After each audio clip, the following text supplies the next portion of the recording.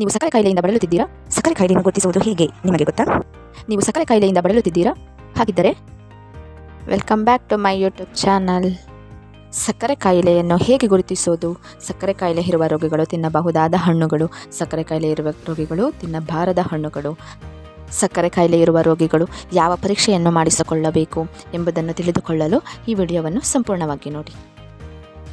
ಸಕ್ಕರೆ ಕಾಯಿಲೆ ರೋಗಿಗಳು ತಿನ್ನಬಹುದಾದ ಹಣ್ಣುಗಳು: ಮೋಸಂಬಿ ಹಣ್ಣು, ಸೇಬು, ದ್ರಾಕ್ಷಿ, ಪರಂಗಿ ಹಣ್ಣು, ಕಿತ್ತಳೆ ಹಣ್ಣು, ಕಲ್ಲಂಗಡಿ.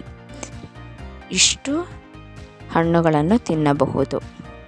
ಸಕ್ಕರೆ ಕಾಯಿಲೆ ಇರುವ ರೋಗಿಗಳು ತಿನ್ನಬಾರದ ಹಣ್ಣುಗಳು ಯಾವ್ಯಾವು ಎಂದರೆ ಸೀಬೆ ಹಣ್ಣು, ಸೀತಾಫಲ, ದಾಳಿಂಬೆ, ಹಲಸಿನ ಹಣ್ಣು, ಸ್ಟ್ರಾಬೆರಿ, ಚೀಕು, ಅನಾನಸ್, ಮಾವಿನ ಹಣ್ಣು, ಬಾಳೆಹಣ್ಣು, ಹಲಸಿನ ಹಣ್ಣು ಇವುಗಳನ್ನು ಸೇವಿಸಬಾರದು.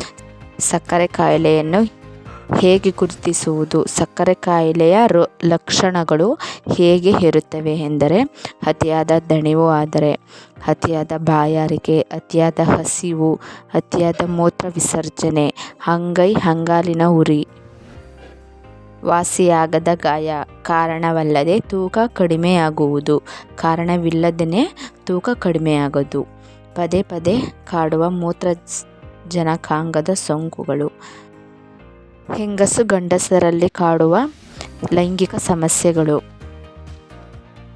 ನೀವು ಸಕ್ಕರೆ ಕಾಯಿಲೆಯಿಂದ ಬಳಲುತ್ತಿದ್ದೀರಾ? ಹಾಗಾದರೆ HbA1c ರಕ್ತ ಪರೀಕ್ಷೆ 3 ತಿಂಗಳಿಗೊಮ್ಮೆ ತಪ್ಪದೇ ಮಾಡಿಸಿಕೊಳ್ಳಿ.